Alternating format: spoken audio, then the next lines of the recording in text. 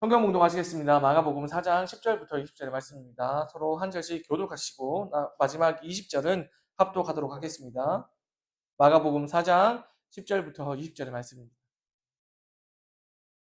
예수께서 홀로 계실 때에 함께한 사람들이 12제자와 더불어 그 비유들에 대하여 물으니 하나님 나라의 비밀을 너희에게는 주었으나 너희에게는 모든 것을 이는 그들로 보기에는 보아도 알지 못하며 듣기는 들어도 깨닫지 못하게 하여 돌이켜 죄사함을 얻지 못하게 하려 함이라 하시고 또 이르시되 너희가 이 비유를 알지 못하였는데 어떻게 모든 비유를 알겠느냐. 뿌리는 자는 말씀과 뿌리는 것이라. 말씀이 길가에 뿌려졌다는 것은 이들을 가리키니 곧 말씀을 들었을 때 사탄이 즉시 와서 그들에게 뿌려진 말씀을 대하는 것이요. 또 이와 같이 돌밭이 뿌려졌다는 것은 이들을 가리킴이니 곧 말씀을 들을 때 즉시 기쁨으로 받으나 그 속에 뿌리가 없어 잠깐 견디다가 말씀으로 인하여 한 가지나 학대가 일어날 때에는 곧 넘어지나요. 또 어떤 이는 가시떨기에 뿌려진 자니 이들은 말씀을 듣기는 하되 세상의 염려와 재물의 유혹과 기타 욕심이 들어와 말씀을 막아 일치하지 못하게 하는 거예요. 같이 협독하도록 하시겠습니다. 좋은 땅에 뿌려졌다는 것은 곧 말씀을 듣고 받아 30배나 60배나 100배의 결실을 하는 자니라. 아멘. 그 비유에 대하여 물으니라는 말씀을 제목 가지고 함께 아버지의 말씀을 나누도록 하겠습니다.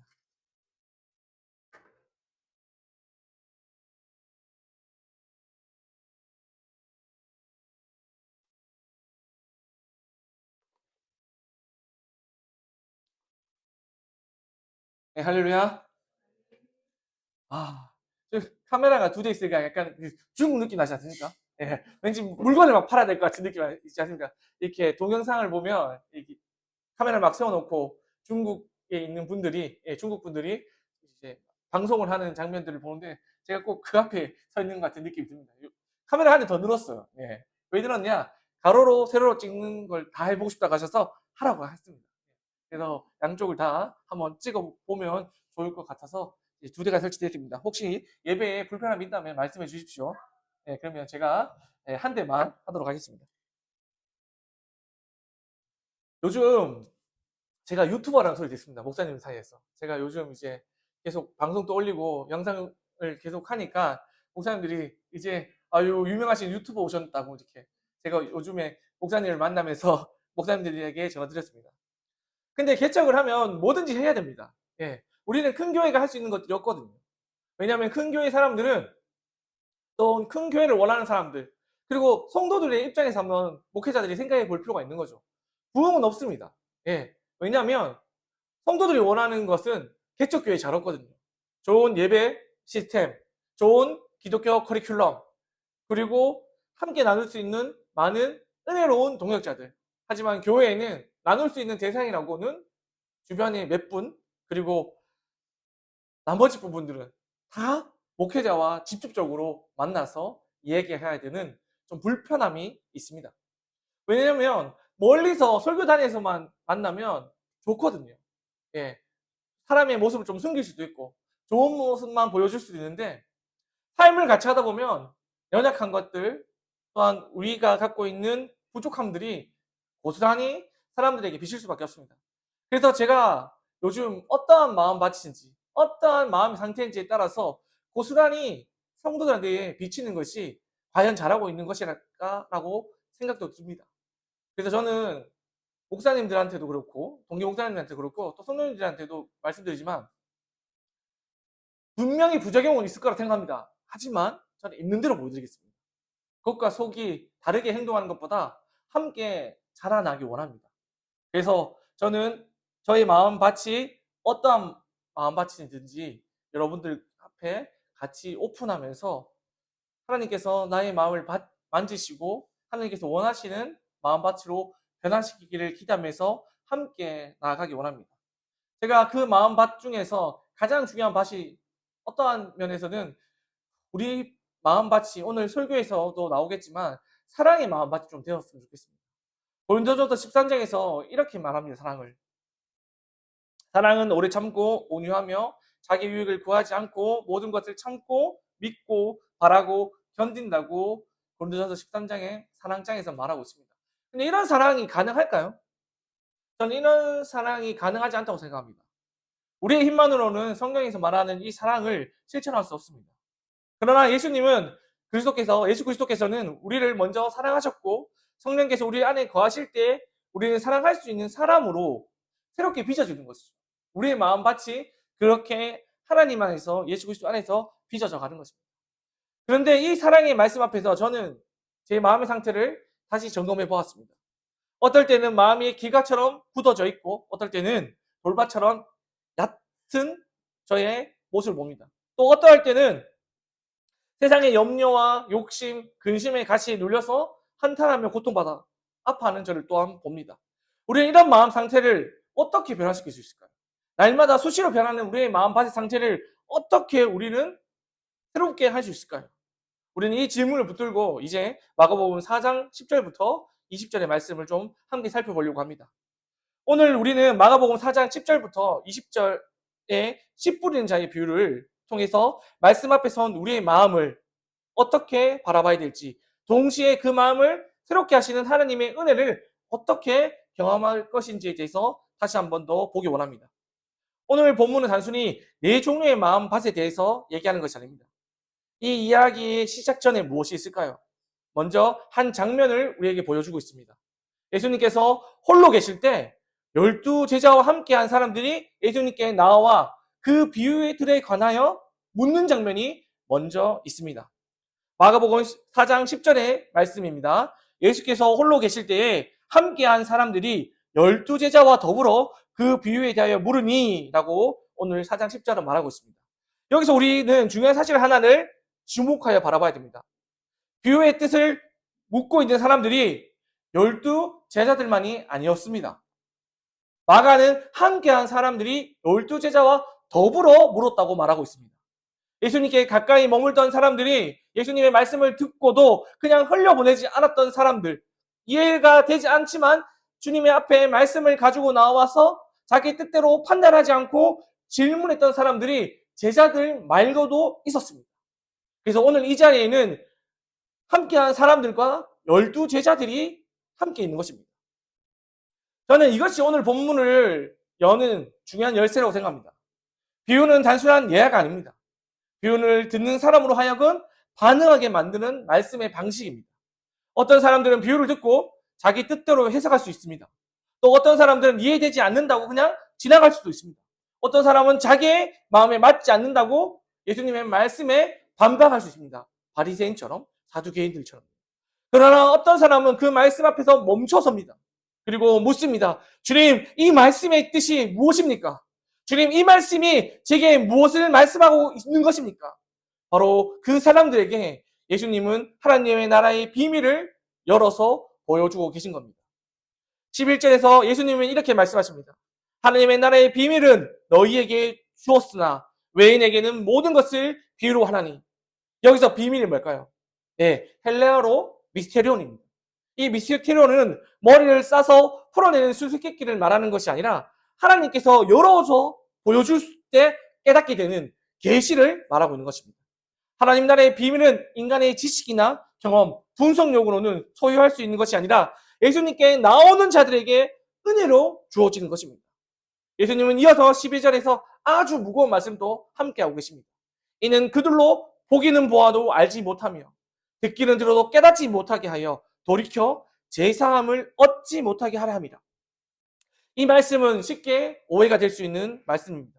마치 예수님께서 어떠한 사람들은 일부러 구원받지 못하게 막고 계신 것처럼 들릴 수 있습니다. 그러나 본문의 흐름을 보면 예수님은 비유를 통해서 사람들의 마음을 드러내고 계신 것입니다. 같은 말씀을 들어도 어떤 사람은 더 가까이 나오고 어떤 사람은 바깥에 머물러 있습니다. 어떤 사람들은 묻고 어떤 사람들은 자기 판단 안에 갇혀 있습니다. 어떤 사람은 말씀 앞에 돌이키고 어떤 사람은 보고도 보지 못하고 들어도 깨닫지 못합니다. 동시에 이 말씀은 이사야 선지자가 말씀한 그 말씀의 배경이 되기도 합니다. 이사야 6장 9절과 10절의 말씀입니다. 여호와께서 이르시되 가서 이 백성에게 이르기를 너희가 듣기는 들어도 깨닫지 못할 것이요 보기는 보아도 알지 못하리라 하여 이 백성의 마음이 둔하여 그들의 길을 막히고 그들의 눈이 감기게 하라. 염려하건대 그들이 눈으로 보고 귀로 듣고 마음으로 깨닫고 다시 돌아와 고침을 받을까 하노라. 이 말씀이 이사야서에 쓰여져 있습니다. 여기서 말하는 완고한 마음으로 뭘까요? 바로 하나님의 말씀을 거절하는 사람들에게 비유와 은혜는 어떻게 드릴까요? 바로 초청이면서도 심판이 될 수 있습니다. 바로 이 완고한 마음으로 거절하는 사람들에게 비유가 은혜이며 초청이면서 심판이 되는 것이 오늘 이사야서 그리고 오늘 우리 본문 마가복음이 하고 있는 거죠. 같은 말씀이 어떤 사람에게는 하나님 나라의 비밀을 열어주는 은혜가 되고 어떤 사람에게는 자기의 마음의 완고함을 드러내는 심판이 됩니다. 그래서 그 계시가 오늘 우리 가운데 선포되어지는 거죠. 그 말씀이 우리 가운데 선포되어지는 겁니다. 그래서 예수님이 말씀하신 외에는 단순히 교회 밖에 있는 사람, 예수님을 믿지 않는 사람만을 뜻하지 않습니다. 헬러어로 엑소인데 예수님 밖에 머무는 사람, 예수님의 말씀을 듣지만 예수님 앞에 나오지 않는 사람들을 다 예수님은 외인이라고 말합니다. 그가 히브리인이든지 그가 가나안인이든지 그가 유대인이든지 예수님의 말씀을 듣고 나오지 않는 자, 예수님 안에 거하지 않는 자들은 다 엑소, 다 외인들입니다. 반대로 너희들은 누구일까요? 여기서 보면 너희들은 아주 완벽하고 하나님 앞에서 온전한 자처럼 오해될 수 있습니다. 하지만 너희는 완벽한 사람들이 아닙니다. 모든 것을 이미 다 아는 사람들도 아닙니다. 오히려 비유를 몰라서 깨닫지 못해서 예수님께 묻는 사람들이 너희들입니다. 자신의 무지를 인정하고 예수님께 다시 나와 묻는 사람들, 바로 그들이 예수님께서 찾으시고 그 천국의 비밀을 깨닫게 하신 자, 허락된 자, 바로 너희들입니다.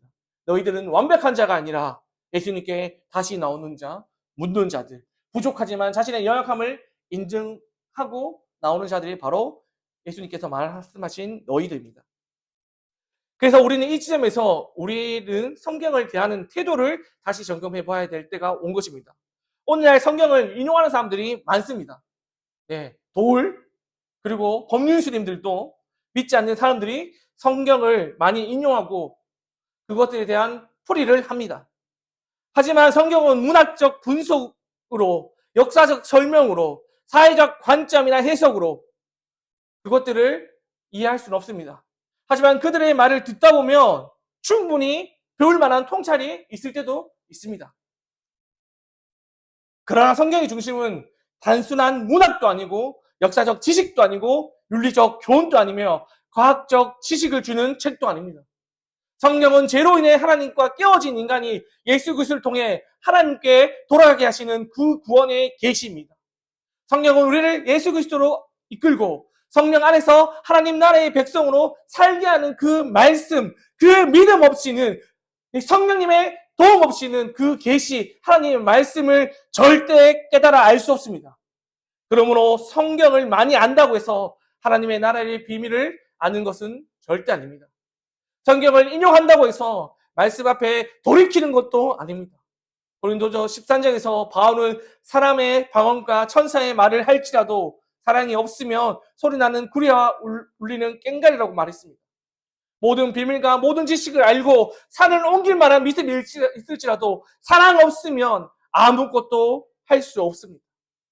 그 사랑이 누구일까요? 바로 예수 그리스도입니다. 예수 그리스도가 없다면 아무것도 아닌 것입니다. 마찬가지로 성경에 대한 지식이 있어도 예수 그리스도께 나아가는 믿음이 없다면 그 지식은 사람을 죄에서 건져내어 구원에 이끌어낼 수 없게 되는 것입니다. 하나님의 나라의 비밀은 예수님께 나와 묻는 자들에게 허락되어졌습니다. 천국은 침노하는 자의 것이라고 말하고 있습니다. 침범하고 구하고 갈구하는 자들 가운데 허락된 것. 그것이 바로 우리의 연약함과 우리의 부족함을 인정하고 예수께 나오는 자들, 예수 앞에 무릎 꿇는 자들, 자신의 연약함과 자신의 무지를 예수님 앞에 고백하는 자들에게 허락된 것이 바로 하나님의 나라인 것입니다. 그렇다면 우리는 씨 뿌리는 자의 비유를 어떻게 받아들여야 될까요? 그 비유를 통해서 우리는 무엇을 깨달아야 될까요? 이 말씀은 씨 뿌린 자의 비유가 다른 비유들의 단초가 된다는 것들을 우리 가운데 알게 하십니다. 우리가 13절의 말씀을 다시 한 번 더 보도록 하겠습니다. 13절입니다. 다 찾으셨나요? 함께 읽도록 하겠습니다. 시작. 또 이르시되 너희가 이 비유를 알지 못할진대 어떻게 모든 비유를 알겠느냐? 이거 보십시오. 이 비율도 알지 못하는데 어떻게 다른 비율을 알겠습니까? 그럼 이 말은 뭘까요? 제가 말씀드린 것처럼 오늘 이 씨 뿌린 자의 비유가 다른 비유를 여는 것에 대하여 단초, 그 실마리를 제공하고 있다는 것을 말하고 있는 것입니다. 그런 실마리를 제공하고 있다는 것들을 바라볼 때 오늘 이 비유는 단순히 농사 짓는 이야기가 아닙니다. 이 비유는 하나님의 말씀이 사람에게 임할 때 어떤 일이 일어나고 있는지를 보여주고 있는 것입니다. 그리고 동시에 우리가 하나님의 말씀 앞에서 어떤 사람인지를 드러낸다고 성경은 말하고 있습니다. 14절에서 예수님이 말씀하십니다. 뿌리는 자는 말씀을 뿌리는 것이라. 뿌리는 자는 말씀을 뿌린다고 말하고 있습니다. 여기서 말씀이 헬라어로 뭘까요? 로고스입니다. 씨 뿌리는 자가 뿌리는 것은 단순히 생각이나 감정, 종교적 분위기, 공동체의 의식이 아니라 하나님의 말씀을 뿌리는 겁니다. 씨에는 무엇이 있을까요? 생명이 있습니다. 말씀에는 무엇이 있을까요? 생명이 있습니다. 씨가 땅에 떨어져 뿌리 내리고 자라 열매를 맺듯이 하나님의 말씀도 사람의 마음에 심겨져서 삶을 변화시키는 열매로 맺히게 되는 것입니다. 그런데 문제는 씨에 있지 않습니다. 어디에 있을까요? 바로 땅에 있습니다. 같은 씨가 뿌려졌지만 같은 말씀이 오늘 증거되지만 땅에 따라서 결과는 다르게 나타납니다. 길가에 떨어진 씨가 있고 돌밭에 떨어진 씨가 있고 가시떨기에 떨어진 씨가 있습니다. 좋은 땅에 떨어진 씨가 있습니다. 이것은 하나님의 말씀에 능력이 없다는 것이 아니라 오히려 말씀을 동일하게 뿌렸지만 말씀을 만든 마음 상태에 따라서 이것이 얼마든지 달라질 수 있다는 것들을 보여주고 있습니다. 먼저 우리가 15절의 말씀을 주목하여 바라봐야 됩니다. 말씀이 길가에 뿌려졌다는 것은 이들을 가리킴이니 곧 말씀을 들었을 때 사탄이 즉시 와서 그들에게 뿌려진 말씀을 빼앗는 것이요. 길가는 어떤 말씀일까요? 길가는 어떤 마음일까요? 예수님 당시 농명 장면을 생각해 보십시오. 저는 참 무지했던 때가 있었습니다. 길가라고 생각하니까 어떤 길가를 생각했을까요? 아, 길의 가쪽이구나. 제가 살고 있던 그 시대적 관점에서 봤을 때 길의 가쪽에는 풀밭인데? 잡초들이 자라는데? 이렇게 진짜 생각했을 때가 있었습니다. 그런데 우리는 이 성경이 말하는 가장 그 시대적 상황과 배경을 알아야 되는 이유가 여기 있습니다. 잘 생각해 보십시오. 누가 길에서 씨를 뿌립니까? 그럼 여기서 말하는 그 길가는 어딜까요? 우리가 농사 지을 때 고랑 사이에서 사람이 다닐 수 있는 딱딱하게 밟아서 다져놓은 땅이 있습니다. 그 땅은 옆에 엎어진 땅과 다르게 논밭과 길을 나눈 그 경계가 되는 거죠. 농부가 씨를 뿌립니다. 뿌리다 보니 어떻게 될까요? 그 사람들이 다니는 농로에 떨어질 때가 있는 거죠. 그 길가에 떨어질 수가 있는 거죠. 그 길가에 떨어진 씨앗들은 어떻게 될까요? 딱딱하고 메말라버린 그 땅에 있다가 새들이 날아와서 그것들을 그냥 먹어버리는 겁니다. 길가 같은 마음은 말씀을 전혀 듣지 않는 마음이 아니라 말씀을 들었는데 그 말씀이 그대로 있는 겁니다. 예배의 자리에 앉아있지만 설교도 듣지만 성경도 펼쳤지만 그러나 그 말씀이 마음속에 들어가지 않고 말씀의 능력으로 나타나지 않고 그냥 그 말씀을 그대로 두는 거죠.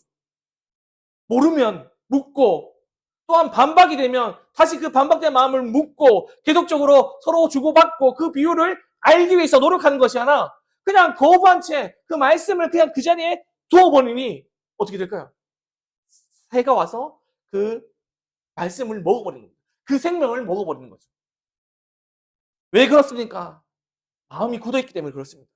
오래 밟힌 길처럼 마음이 딱딱해져 있기 때문에 그렇습니다.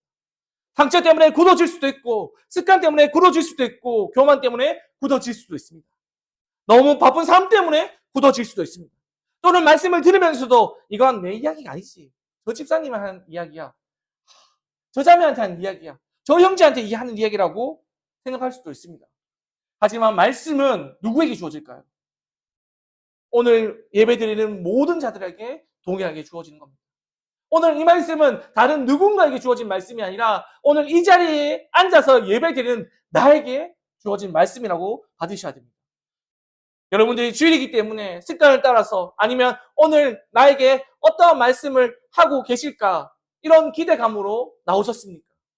아니면 딱딱한 굳은 마음으로 오늘도 어쩔 수 없이 예배 드려야 된다는 생각에 아니면 드리지 않으면 벌 받을 것 같은 마음에 이 자리에서 나와서 예배 드리고 있습니까? 밭과 길의 차이는 뭘까요? 길은 사람이 지나가기 위해 딱딱하게 다져져서 만들어졌습니다. 밭은 씨가 심기고 열매 맺기 위하여 갈아엎어져 있습니다. 우리의 몸된 교회에 앉아 있지만 우리의 마음이 길이 될 수도 있고 잘 갈아엎어져 있던 밭이 될 수도 있습니다. 중요한 것은 말씀 앞에서 우리가 어떠한 마음 상태로 나와 있는 것입니다. 사탄이 말씀을 빼앗는 방식은 꼭 극적인 방식만 아닙니다. 말씀을 듣고도 금방 잊어버리게 합니다. 말씀을 들어도 나와 상관없는 것처럼 여기게 만듭니다. 말씀을 들었지만 점심 메뉴가 더 궁금하게 만듭니다. 주중 일정과 걱정거리가 내가 예배를 드리는 순간 내내 있습니다.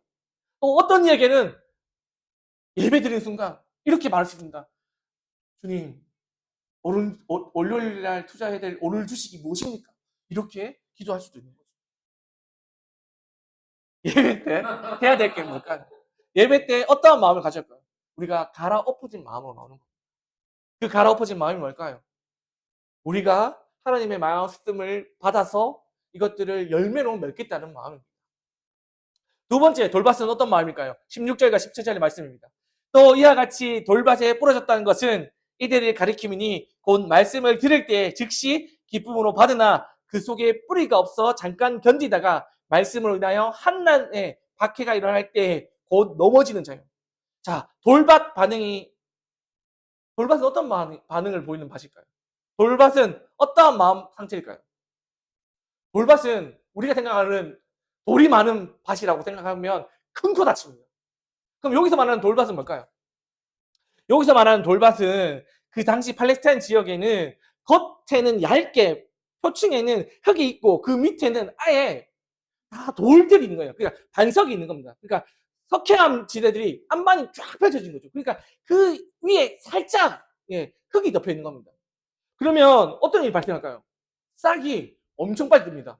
왜냐하면 지혈을 받아서 훨씬 빠른 발화를 보입니다. 하지만 어떤 문제를 가지고 있냐면 처음에는 빨리 자라는 것처럼 보이지만 해가 강하게 뜨고 땅이 마르면 수분을 더 이상 끌어올리지 못해 빨리 싹은 트지만 금방 말라버리게 되는 거죠.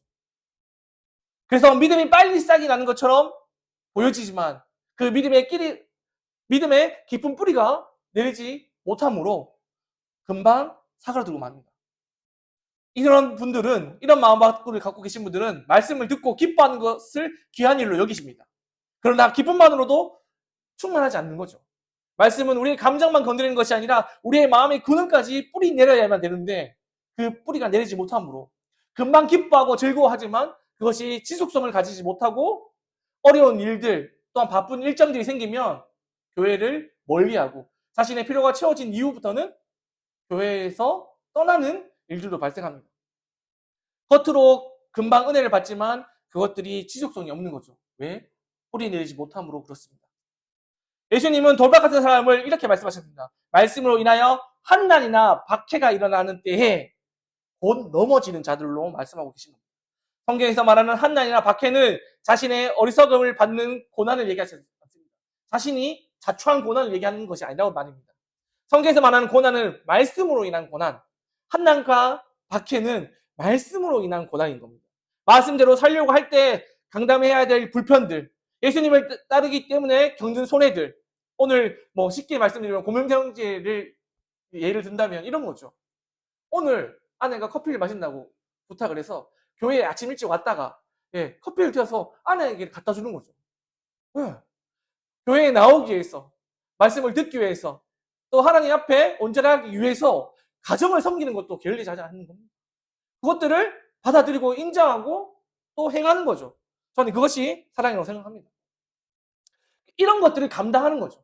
내가 교회를 다니면서 받아야 될 고난을 받기로 결단하는 것. 그리고 이것들이 바로 한난과 박해가 것이고 그 한난과 박해를 뿌리 깊은 자들만 이겨낼 수 있다고 말하는 겁니다. 빌립보서 1장 29절을 좀 함께 찾아보셨으면 좋겠습니다. 빌립보서 1장 29절입니다. 빌립보서 1장 29절.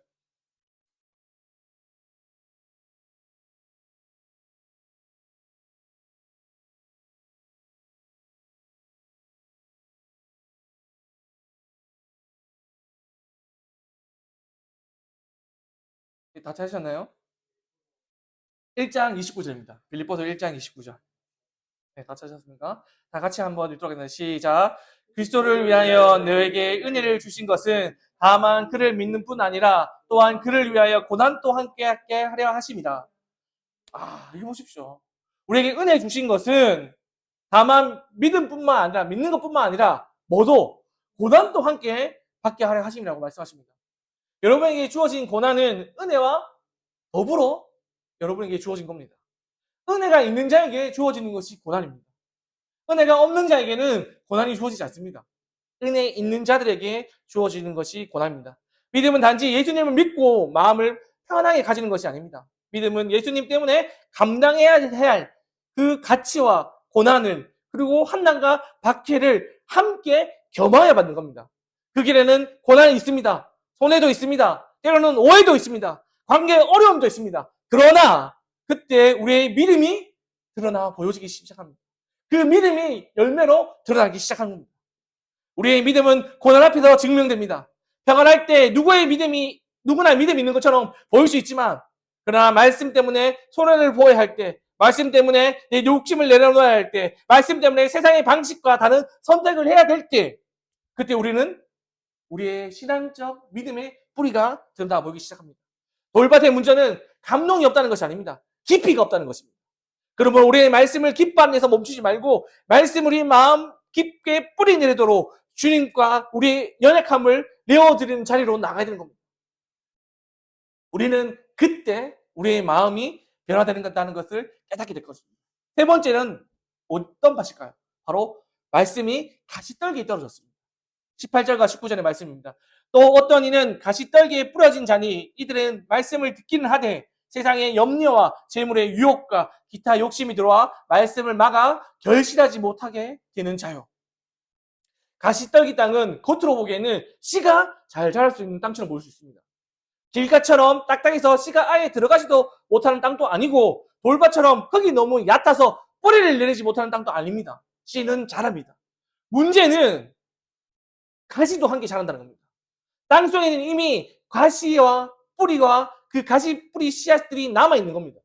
처음에는 아무도 몰라요. 왜? 땅속에 있었으니까. 똑같은 씨앗으로 남아있으니까. 말씀도 자라고 신앙도 자라고 모두 자랄까요? 가시도 함께 자랍니다. 그러나 시간이 지나면서 가시는 더 강하고 빠르게 자라기 시작합니다. 가시가 수분과 영양분과 햇빛을 다 뺏어가 결국 곡식은 살아있을 수 있는, 숨 쉴 수 있는 자리가 없어지고 끝내 열매 맺지 못하고 가시 덩굴에 가려져 하루, 이틀 버티다가 시들어버리고 맙니다. 마가복음은 그 가시를 세 가지로 말하고 있습니다. 그 가시가 뭘까요? 첫 번째, 우리 안에 있는 가시입니다. 본인들이 갖고 있는 가시와 한번 비교해 보셔야 됩니다. 첫째는 세상의 염려라는 가시입니다. 삶에 대한 걱정, 생계에 대한 불안, 미래에 대한 두려움으로 염려 자체가 우리에게 찾아오는 것은 막을 수 없지만 그러나 그 염려가 마음을 지배하기 시작하면 하나님을 신뢰하는 믿음이 우리 안에서 숨을 쉬지 못하게 됩니다. 염려는 말씀을 직접 반대하지 않습니다. 그러나 말씀보다 더 크게 자라서 말씀을 가리고 보이지 않게 합니다. 이것이 바로 세상의 염려입니다. 이것이 바로 가시입니다. 둘째는 재물의 유혹입니다. 재물 자체가 악하다는 것을 뜻하지 않습니다. 성경은 돈 자체가 악하다고 말하지 않습니다. 문제는 재물이 우리에게 거짓 약속을 한다는 것입니다. 돈만 있다면 안전하대. 돈만 있으면 다 해결된대. 돈만 있으면 사랑도 살 수 있대. 돈만 있으면 내 인생이 완벽하게 보장되고 안전한 길을 가게 될 거야. 이것이 바로 재물이 약속하는 유혹입니다. 하나님께 주시는 평안보다 돈이 주는 안정감을 더 붙들게 만들고 하나님을 신뢰한다고 말하지만 기도하고 예배하고 실제적인 순간에 결정적인 순간에는 하나님의 말씀이 기준이 아니라 그 물질의 기준에 따라서 살아가 버리는 거예요. 이것이 바로 재물의 유혹. 이것이 우리에게 온 인생의 또 다른 가시가 됩니다. 가시덤불이 됩니다. 세 번째는 뭘까요? 바로 기타 욕심입니다. 욕심을 헬라로 에피티미아라고 합니다. 에피티미아라고 부르는데 이 말은 어떤 걸까요? 이걸 언제 쓰냐면 남녀 간에 성적인 욕망을 드러낼 때 에피티미아라고 씁니다. 그러니까 지금 기타 욕심은 뭘까요? 성적인 욕망을 뜻하는 것만 아닙니다. 이것이 뭘까요? 사랑에 대한 문제인 거죠. 하나님보다 더 사랑하는 모든 욕망, 하나님의 말씀보다 더 붙들고 싶은 모든 갈망, 하나님보다 높아졌던 모든 인생의 욕심, 또한 성공하고 싶은 마음, 내 뜻대로 살고 싶은 욕심, 이 모든 것들, 이기심에 넘치는 그 나의 마음들, 평안을 붙들고 싶은 나의 모든 욕심들이, 이 모든 감정들이 하나님보다 높아졌던 모든 우리의 욕구들이 바로 기타 욕심이 된다는 것입니다. 하나님보다 모든 사랑하는 것은 성경은 우상이라고 말하고 있습니다. 마가복음 4장 19절에서 말씀을 막아라는 표현을 찾아보시면 보일 겁니다. 우리 여기서 좀 밑줄 긋을까요? 말씀을 막아. 여기 있죠. 마가복음 4장 19절에 있습니다. 말씀을 막아라고 있는 부분에 좀 줄 좀 쳐주세요. 왜 제가 줄을 쳐라고 말씀드리냐면 그 말씀을 막는다 하니까 말씀이 안 들어오는가 봐 라고 생각하실 수 있는데 그런 이미지가 아닙니다. 원어적 이미지는 어떤 거냐 하면 말씀을 질식시키는 이미지를 내포하고 있습니다. 말씀을 목 조르는 거죠. 말씀을 완전히 없애버리는 것이 아닙니다. 말씀을 듣지 못하게 하는 것도 아닙니다. 말씀을 들었지만 그 말씀을 결실하지 못하도록 숨을 막는 것입니다. 가시떨기 무서움이 바로 여기에 있습니다. 숨을 못 쉬게 하는 거예요. 숨 쉴 수 있는 공간을 계속적으로 좁혀져 가는 겁니다. 길가는 말씀을 듣고도 깨닫지 못하고 돌밭은 고난이 오면 비교적 빨리 쓰러져 버리고 가시떨기는 마치 아무런 문제 없는 신앙생활을 하는 것 같지만 예배도 드리고 기도도 하고 봉사도 하지만 말씀도 듣지만 그러나 결론적으로 결정적 순간에 삶의 우선순위를 하나님의 나라보다 자신의 염려와 돈의 욕심에 따라 움직이는 사람들을 의미하는 겁니다. 바로 그런 것들이, 그런 마음들이 다른 사람들한테만 있는 것이 아니라 우리 모두에게 동일하게 있습니다. 그래서 살아있는 것 같지만 우리가 열매 맺지 못하게 되는 겁니다. 그러므로 우리는 예수님께 나아가서 물어야 됩니다. 내 안에 말씀과 함께 자라고 있는 이 가시가 무엇입니까? 내가 하나님을 더 염려하는 것이 무엇입니까? 내가 하나님을 더 염려하는 것이 무엇인지 알게 하여 주십시오. 하나님을 더 의지하는 것이 무엇인지 저에게 깨닫게 하여 주십시오. 하나님보다 더 사랑하는 것이 무엇인지 제가 이제는 보게 하여 주십시오. 말씀은 단지 위로를 주기 위해서 우리에게 오는 것이 아닙니다. 말씀은 우리 안에 있는 가시를 드러내고 뽑아내기 위해서 옵니다. 가시가 뽑혀야 가시에 가려워졌던 말씀이 다시 숨을 쉬기 시작하고 열매가 맺히기 시작한 겁니다.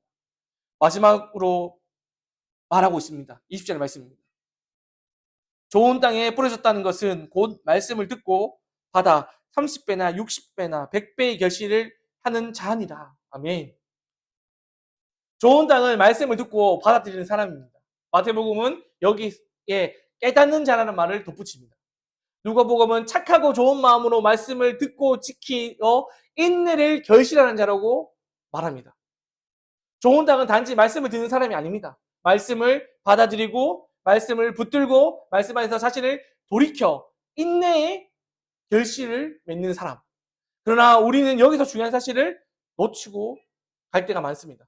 좋은 땅은 처음부터 스스로 좋은 땅이었기 때문에 좋은 열매를 맺는 것이 아닙니다. 성경 전체의 관점에서 보면 사람의 마음은 본래 죄로 인해 굳어져 있습니다. 우리의 마음 안에는 돌도 있고 가시도 가득합니다. 그러므로 좋은 땅이 된다는 것은 단순한 자신을 개발하고 개발한다는 것이 아닙니다. 성령께서 마음을 갈아 엎으시고 말씀으로 돌을 드러내시고 회개로 가시를 뽑아내시며 우리의 마음을 말씀을 받을 수 있는 상태로 새롭게 해주시는 것이 바로 은혜인 겁니다. 그렇다면 우리에게는 아무 책무가 없을까요? 다 성령님께서 알아서 해주니까 우리에게 어떠한 책무도 없을까요? 그렇지 않습니다. 오늘 본문에는 하나님 나라의 비밀을 받은 사람이 누구라고 말하고 있습니까? 예수님께 나와 묻는 사람들, 이해되지 않는 말씀 앞에서 떠나는 사람들이 아니라 자기 판단에 갇힌 사람들이 아니라 예수께 나와 자신의 무지를 고백함으로 예수님께 가르침을 구하는 사람들에게 주어진 것, 그게 바로 하나님 나라의 비밀, 하나님만을 통하여 그 계시되었던 그것들을 깨닫는 방법, 그것이 유일합니다. 세상의 방식으로는 알 수 없습니다. 예수님을 믿는 자들에게만, 자신의 연약함을 예수님 앞에 내려놓는 자들에게만 하나님의 그 비밀스러운 그 신비가 계시되었던 겁니다. 그러므로 좋은 땅은 완벽한 사람이 아니라 예수님께 계속 나아가는 사람입니다. 말씀 앞에서 계속 묻는 사람들입니다. 주님, 제 마음이 길가 같다면 갈아엎어 주십시오. 제 마음이 돌박 같다면 깊이 뿌리들이게 해주십시오. 제 마음이 가시가 같다면 뽑아주십시오. 주님, 저를 좋은 땅 되게 하여 달라고 기도하는 사람. 그것이 바로 하나님께서 원하시는 것입니다. 사랑하는 펌처제의 성도 여러분, 어떤 밭이 되기를 원하십니까? 당연히 좋은 밭이 되기를 원하실 것입니다. 저 또한 그렇습니다. 그러나 오늘 말씀이 단순히 좋은 땅 되십시오라는 도덕적 명령으로 끝나면 안 됩니다. 오늘 말씀은 우리를 다시 예수님 앞에 소환시켜야 됩니다. 비유를 듣고도 모를 수 있습니다. 말씀을 듣고도 흔들릴 수 있습니다. 내 마음 안에 굳은 마음이 있을 수도 있고 얕은 믿음이 있을 수도 있습니다. 염려와 재물과 욕심의 가시가 충만할 수도 있습니다. 그러나 중요한 것은 그 상태에서 매몰되어 예수님께 나아가기를 포기하지 않고 예수님께 나아가는 겁니다. 제자들과 함께한 사람들이 예수님께 물었던 것처럼 우리도 예수님께 물어야 합니다. 혼자가 아니라 공동체로 물어야 합니다. 교회는 완성된 사람들의 모임이 아닙니다. 교회는 말씀 앞에서 함께 갈아엎어지는 공동체. 우리의 마음들에 있는 그 돌을 함께 뽑아내고 그 반석을 무너뜨리고 그 돌로 된 모든 것들을 갈아 흙이 되게 만들어 우리의 연약함들을 해결하고 함께 말씀의 열매를 맺고 그 때를 기다리는 공동체. 바로 그것이 교회의 참된 부르심이라고 저는 생각합니다. 교회는 그런 하나님의 좋은 밭을 만들기 위한 공동체이며 바로 우리가 알고 있던 바로 품앗이며 이것이 공동체로서 함께 지어갈 때 이 깊은 일들을 우리가 해낼 수 있게 되는 겁니다.